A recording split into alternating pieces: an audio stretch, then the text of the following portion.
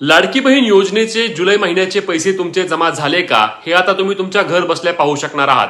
कसे पाहायचे तुमच्या मोबाईल मधून चला सांगणार आहे. परंतु त्यासाठी अशाच कामाच्या माहितीसाठी आपल्या पेजला फॉलो आणि सबस्क्राईब करायला आणि ही रील जास्तीत जास्त शेअर करायला विसरू नका. नमस्कार मित्रांनो, मी विराज. मुख्यमंत्री माझी लाडकी बहीण योजनेअंतर्गत जुलै महिन्याचा हप्ता काल दिनांक 6 ऑगस्ट पासून लाडक्या बहिणींच्या बँक खात्यावरती जमा होण्यास सुरुवात झाली आहे.